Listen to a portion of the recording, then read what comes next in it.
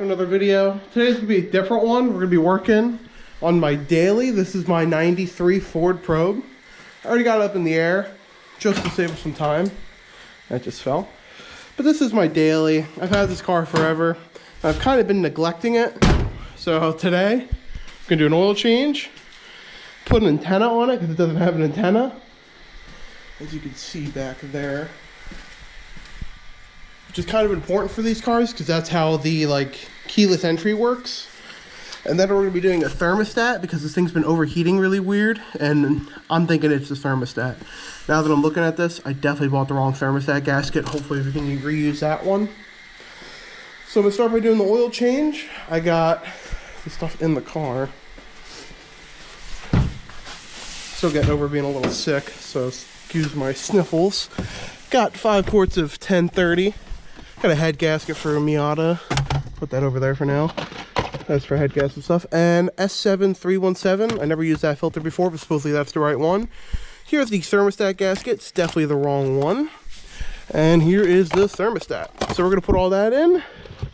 And I got some coolant. Here's the antenna I got. A little small guy. So let's do all that. We're going to start with the oil change first. So this car actually only calls for 4.7 quarts, I want to say. But this thing burns some oil, so I'm just going to put the whole jug in there. So I'll be right back with you guys once this is all in. Okay, so I got all our oil in. We can take out our funnel. I always hang my funnels over here, right up there. That way it can drip a little into that oil pan right below it. Take our cap, put that back on. Heat that's off a little bit, but I never opened the bay anyways. So we're going to take this off to get to our thermostat. Hopefully this isn't. It's not hot. Yay. Okay, so we're going to take this off. I'm going to put you guys on my head. Okay, guys? So we're going to need a 10 mil and an electric ratchet. Use my new Cobalt one. Just grab this off real quick. All of these are annoyingly stripped. So all of these are annoyingly stripped. It's gonna be hard, but it's okay. Oh, that feels good. Nice. Alright, well I thought they were all stripped. Guess I was wrong. Here's this one. This down's definitely something. Okay. This sucks to get back on, so this could be the worst part of it all, but it's fine. Oh, you see exactly. Didn't even have to take that off, so we'll put that back on. It just kind of slips on down there. This isn't the right coupler. I had to order a new one.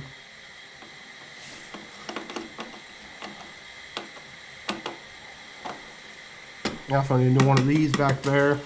What are you gonna do with my car?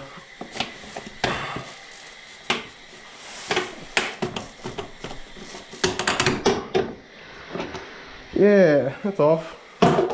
Garbage to begin with, so it doesn't really matter.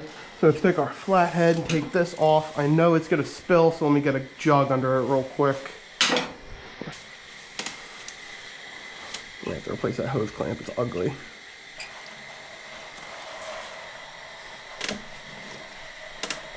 The cold one looks quite bad. Surprise.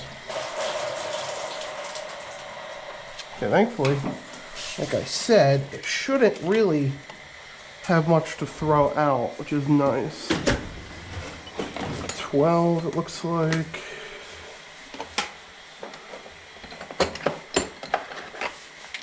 We'll use our gold ratchet.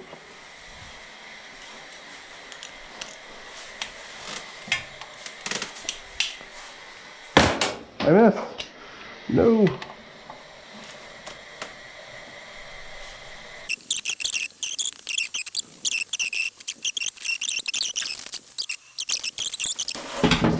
Grab our new one though. Try to do this a little bit quick, just so we don't lose all of the coolant. It actually sounds like it's stopping anyways. Gotta transfer this gasket over.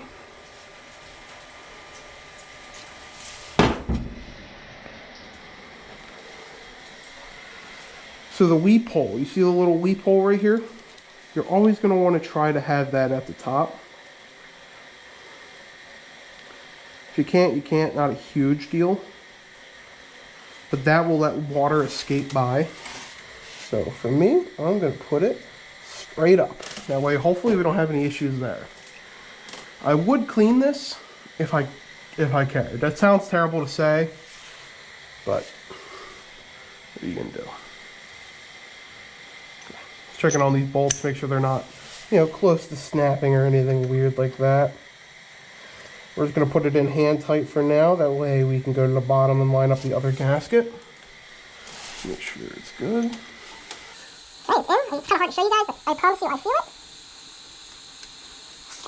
Okay, that's on. It is. Okay. So we'll switch the direction of our ratchet. We'll start working this back in. The reason I don't use power tools on things like this is aluminum, so you're so likely to strip out these threads inside each ratchet. There's like no resistance, and it wants to work. I love it. A little more. Always try to keep your hose up like that, so you can see the coolant that I don't want it all on my pan down there. I like to reuse as much as I can, especially since the coolant is in good shape. God, 90-piece ratchet. I did not think this would make all of the difference, but my God, it does. So overall, thermostats are pretty easy to do. Some cars are a little bit trickier than others, but like on a Miata, it's even easier. It's right on the front of the motor. Makes it super easy. So you need to be careful when you're doing a Miata one though, because the bolts do love to snap.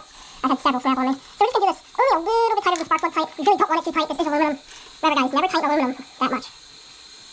Just enough to almost squish the gasket. That's good enough for me. So at least you tighten it later. Put that back on. We'll shut it pretty quick.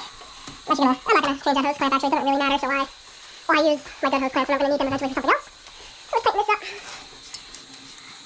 Always easy to have a socket, but I cannot find my socket, so this will do. Probably should go through and replace all the hoses on this car, but we'll do that when absolutely necessary. But that's all back together. We lost minimal coolant. Thankfully it's all on that pan down there. Not sure if you guys can see that. So it cools back nicely. Alright, the thermostat's done. So what's next? Now we got to bleed our coolant system, so take off your cap. Some people aren't going to have this fancy funnel that I have, but if you don't and you work on cars often, I would definitely suggest picking yourself up one of these no-spill funnels. I originally bought it for this car because I can never get the car to bleed correctly. So hopefully with this, we have no real issue. I think this is the right one.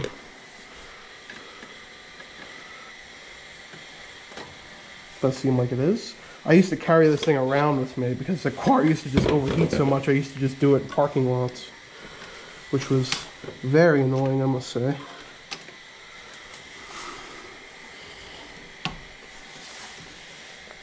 Doesn't need to be there on there super crazy tight, just enough so we have no spillage.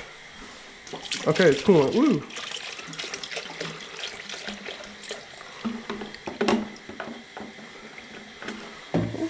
Jug for used waste oil. Put that right there. I'm only gonna guess we lost probably a half gallon, not even. So I still have this whole thing to put in there. It's yellow, green, don't really matter for this car. It will matter for your newer cars. This car doesn't really matter. Look at that fan. That's cool looking. Okay, got that out. So let's pull this out. Let's start that, let that to start drain. I don't know how to say that. Let that start going in, I guess.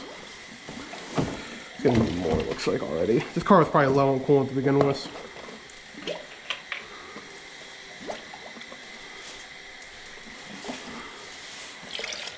So now what, you ask? We are going to start up the car, turn on the heat full blast.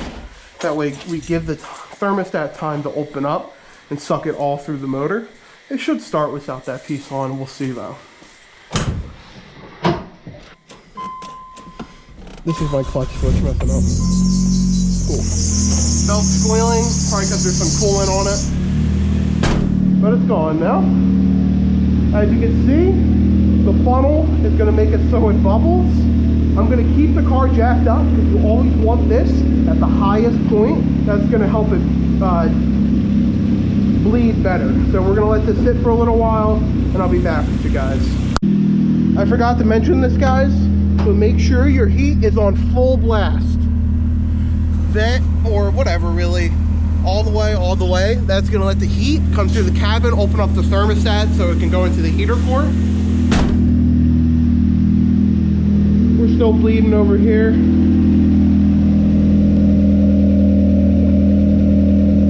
So we'll let this bleed for 30 minutes probably, and I'll be back to you guys. Make sure you have your door open too for the fumes. Okay guys, we're back on the ground. New thermostat, added coolant, did the oil change, checked over some bolts and everything, and I got that antenna on. Looks pretty good. Took a minute to do it. It wasn't that hard overall. So that's gonna be it for this video, guys. I guess I'll show you this too.